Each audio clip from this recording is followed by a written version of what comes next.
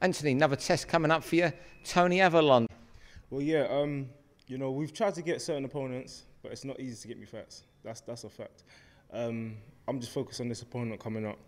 He's been around as well. Again, more experienced than me. So I've got to go in there and do my job.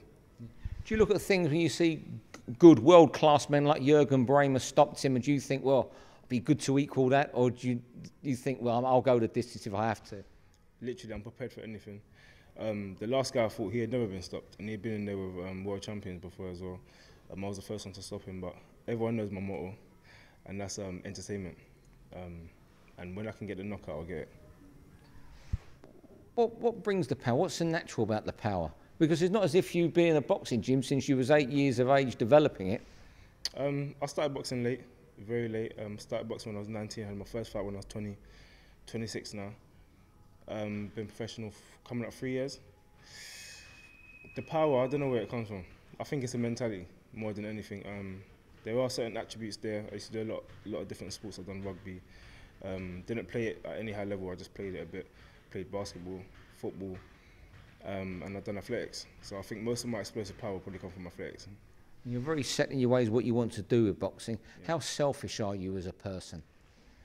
I wouldn't say I'm very selfish. I've become selfish because boxing's a selfish sport. You have to be selfish in the right things. When it comes to fight time, leave me alone. I'm not coming to your birthday. I'm not coming to your wedding. Because at the end of the day, everyone lives their separate lives. And boxing ain't a game that you can take half-heartedly or mess about. So when it comes to training my priority, everything else comes second. I mean, there's a lot of great fights out, domestically as well as on the world stage. Is Frank Buglioni and Callum Johnson, all of that, is that the fight that you're itching for? I know you don't chase people, but that must be a fight you fancy. Well, the reason the Frank Buglioni fights appealed to me so much is because he called my name out.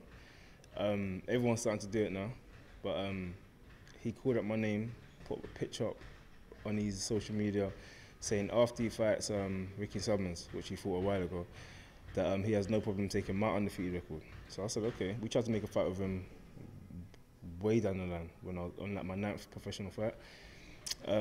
He's a British champion, so he has something. So it makes sense. As you said yourself, what's it like now? Is it because you've been around a little bit now, though you're still very young in your professional career, that guys are calling you out? Tom Baker's coming back, he wants to fight you at light heavyweight. Oh, yeah. Lyndon Arthur the Manchester guy wants to fight you. You know, what's it like to be called out by these guys?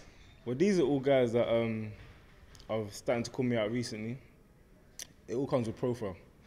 The bigger the profile, you know, people want to take other people's positions. That's what boxing's about. It's a competitive sport. I see it as friendly, aggressive competition. And aggression is what I do in the ring. Outside the ring, I try to be more humble and, you know, more of a pleasant person. But when it comes into that ring, once that bell goes, it's savage. So if anyone wants to get in the ring with me, when the time's right, if you're in the same position as me or you're elevating as well with your career, we can make it happen. Saturday it's Tony Averlant. That's probably the last time we'll see you at your call. You've been boxing on big bills and you're going to be headlining them. What are we going to see from you? Well, that's the aim. That's why I'm so focused, because even what I've achieved so far in such a short space of time, in my mind I haven't achieved nothing yet. People always say to me, you've done well, I'm proud of you, etc. But in my mind it's like a blank sheet of paper. I haven't achieved nothing yet, so I've got to keep elevating, do better. I know I've done well so far, but do better. And yeah, Youth Hall, it's one of them venues that is always going to be home. It's East London, that's where I was born and bred. And it's one of them venues in East London that are the pinnacle of boxing over the years. So probably the last time I'm going to fight there. I'm going to make it a special one.